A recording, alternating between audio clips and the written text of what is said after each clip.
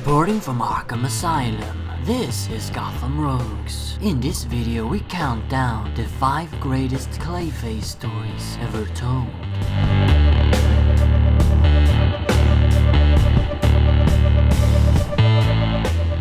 Since there have been so many different Clayfaces in the comics, I actually had a hard time deciding what to do with this video. In the end, I chose to focus on 2 Clayfaces, namely the first ones, Basil Karlo and Matt Hagen. After all, they are pretty much the main Clayfaces and the ones who most people picture when they think of Clayface. So here we go. Number 5. Clay.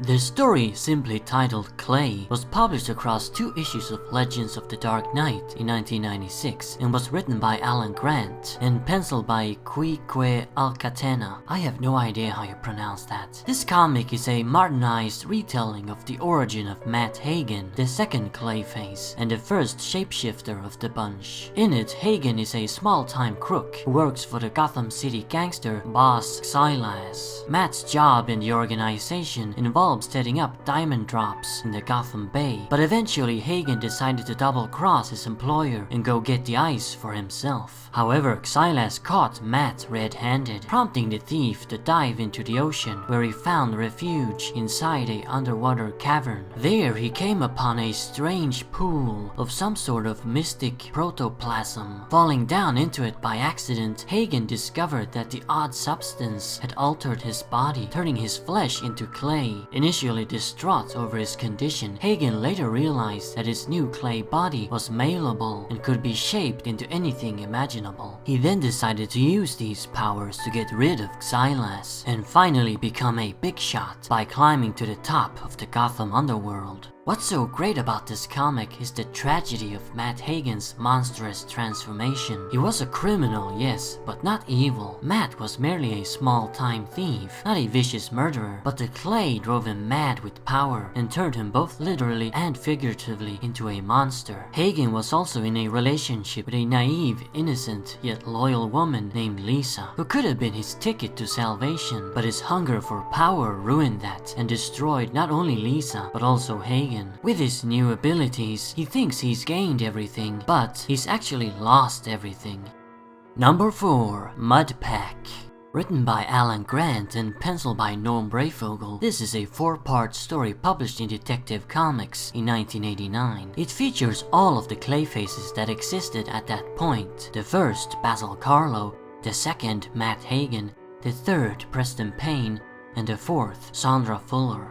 Basil Karlo, the original Clayface, had actually not appeared since the early 1940s, and this was his big return in the comics. Karlo had of course no powers, and was simply an insane former horror movie actor who wore a mask of clay. In the story, Basil has gathered all of the other Clayfaces and formed a team, with the goal to get their revenge on Batman once and for all. The disturbed and highly unstable Preston Payne is kept in check by Sandra Fuller, a shapeshifter who also possesses psi powers. And Matt Hagen is, well, sort of present. Matt died a few years earlier during Crisis on Infinite Earths. However, Karlo managed to collect a small sample of his clay body, which he intends to resurrect Hagen with. Basil fails though, so Matt is forced to sit this one out and only be symbolically present. To kill Batman is merely a smokescreen for Karlo's true agenda, namely to steal the other Clayface's powers and turn himself into the ultimate Clayface. So this is a story where Basil gained actual powers, although in later appearances he would only possess the shape-shifting abilities. Seeing all these Clayfaces together, interacting with each other, is what makes this comic so fun. There's also a touching love story that develops between Payne and Fuller. But what truly puts Mudpack on this list is the portrayal of Karlo. Many modern stories depict him as a clone of Matt Hagen, namely a cheap hood. They seem to forget that he's supposed to be a pretentious, hammy actor, but this comic absolutely nails his personality. Sure, his scheme is pretty basic supervillain, but I just love the way Alan Grant writes Karlo as a theatrical, old-school horror film star who constantly berates modern horror movies for their lack in taste and class.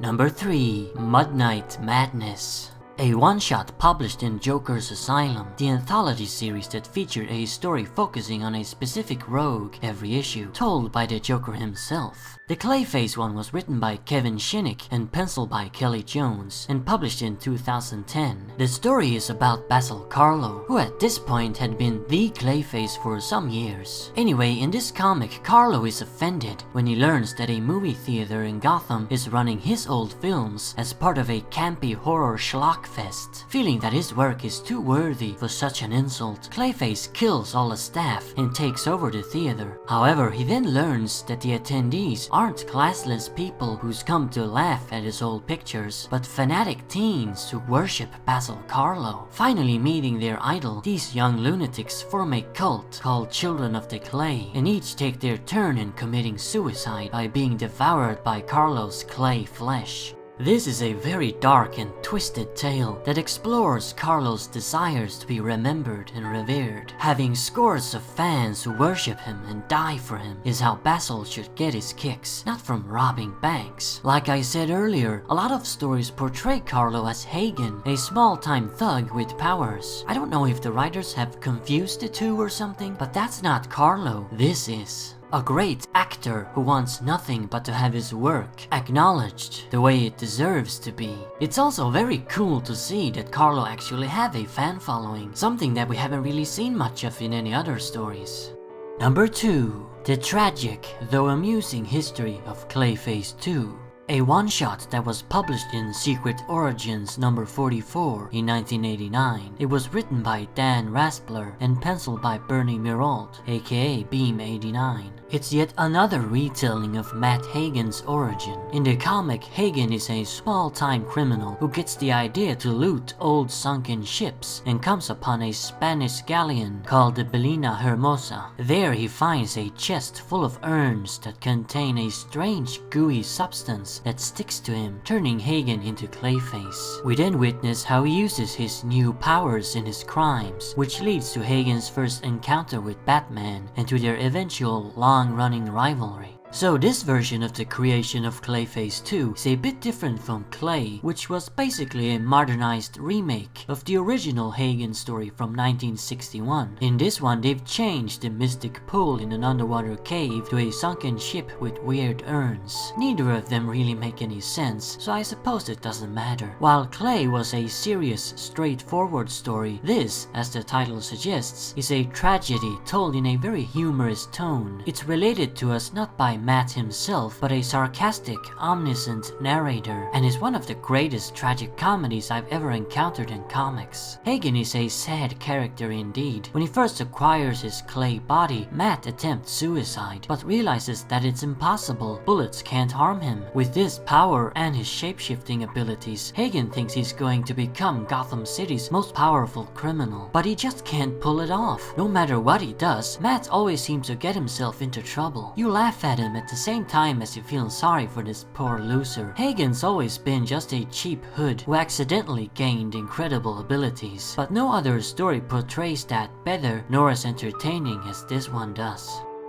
And now for the greatest Clayface story ever told. Number 1. Captive Audience, Full House. A two-parter with the first part called Captive Audience and the second Full House. Published in 2013 in Batman the Dark Knight, it was written by Greg Hurwitz and penciled by Alex Maleev. This one is a complete retelling of Basil Carlo's origin. In the story, Clayface kidnaps a group of random people and takes them to an old abandoned movie theater where they're kept captive and filled with a small amount of Joker toxin. With this setup, Carlo is going to act out his old movie roles in front of an entertained audience forever and ever. While this crazy scheme is going on, we also get flashbacks to Basil's beginnings. Already as a child, Carlo was obsessed with being an admired star. However, he was the type of kid that nobody noticed. There was nothing special about him at all, so Basil simply faded into the background. This continued into his adult years as well, despite Carlo's numerous failed attempts at entering an acting career. Eventually, he went to the man who can give you anything, including stardom, the Penguin. Cobble Cobblepot gave Basil a mystic item, the source of the ancient skinwalker's powers, a clay cube capable of turning your body into malleable putty. With this power, Carlo could transform himself into something far more interesting and noticeable, and use this to become a film star. The ability wasn't easy to command though, and eventually he lost all control, ending his movie career. So this comic completely throws out all past Clayface history, erasing the other Clayfaces from existence and removing Carlo's classic origin of a has-been actor who goes insane when a remake is made of his greatest picture. I do resent that a bit, but honestly this story is so good that it's kinda justified. Also, the Clayface's history was a bit of a confusing mess anyway. I do love the old Carlo origin from the 40s and would have included it on this list if I only did Carlo stories, but this one is actually superior in my opinion. Yes, it's similar to Riddler's backstory and motivations, but it fits Carlo perfectly. After all, doesn't most actors desperately want attention? Isn't that what standing on a stage or being up on a silver screen is all about? And to be honest, many of us are like that, especially in these days. It's like the goal in life is to become famous, to be somebody, and our worst fears are to die as forgotten nobodies who no one ever noticed. This comic perfectly paints a picture of a man who's taken that notion to the extreme and let it drive him completely insane. So there you have it. Those are the 5 best Clayface stories ever told, in my opinion. Remember, Arkham Asylum awaits you in the next video.